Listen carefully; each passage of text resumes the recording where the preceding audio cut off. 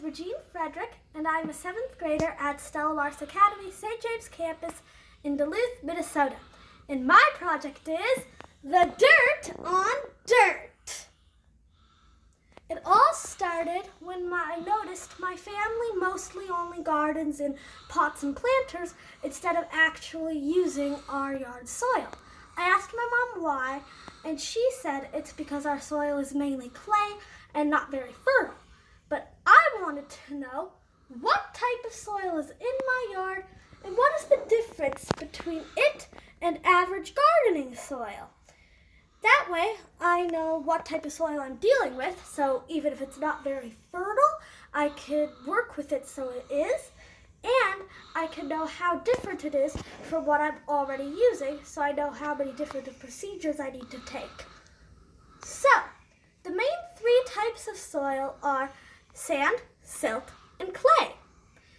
I hypothesized my yard soil would be mainly clay with a bit of sand, or in prediction form, 80% clay and 20% sand, because my mom says it's mainly clay, and when in ancient times our house the entire hillside it was on used to be underwater, so I figured there's still some sand residue left. I hypothesized the gardening soil would be the type of loam, or in prediction form, 100% loam. Loam is a perfect mixture of the 3 types of soil and is widely considered as the most fertile type of soil out there. Considering gardening soil is supposed to be the most fertile type of soil, I figured it would be loam.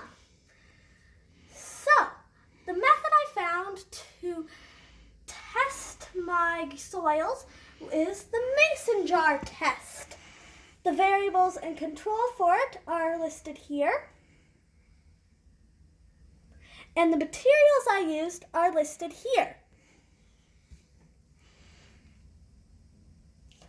Now, in the mason jar test, I have 3 samples of soil from my yard and 3 samples of soil from a gardening soil brand.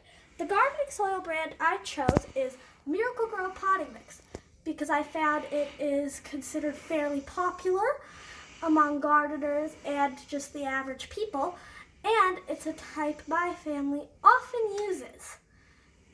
So, first I had to take each sample and to separate it from any roots or bugs or rocks I might have collected in the time. There were definitely some. I found a worm in one of the things. It was pretty nuts. So once they'd all been separated, I put each sample so that it filled 1/4 of the jar. Then I added distilled water until the jar was 3/4 full. After that, I added 1 teaspoon of homemade simple non-foaming dishwasher detergent, which would help in the step to follow. In this step, I shook the jars for 12 minutes and 30 seconds each, which, to be quite honest, put a definite strain on my arms. Now, once it had all been shaken up, the particles in it were sort of riled up, so they began separating into the types of soils, sand, silt, and clay, and forming layers of it. Now, I marked the layers that had formed after 1 minute, 2 hours, and 48 hours. This photo is from after 24 hours of testing, or about halfway through. It had to be in a quiet area of the house, so I chose the corner of my living room.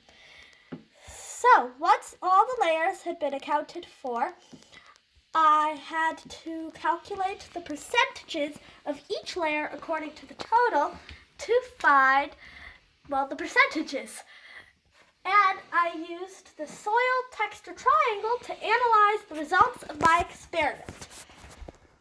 The soil texture triangle is considered to be the most common type of seeing the results of the mason jar test.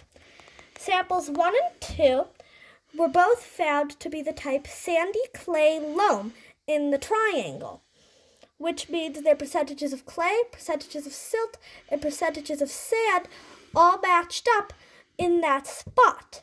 It's like their converging point. So, sample 3 was found to be loamy sand, a bit different. Samples 4 through 6, all gardening soil brands, tested as sandy loam. Therefore, my garden soil type is mainly sandy clay loam with a bit of loamy sand. It is only one type different from gardening soil, as you can see on the triangle. See, these are the two, that's one.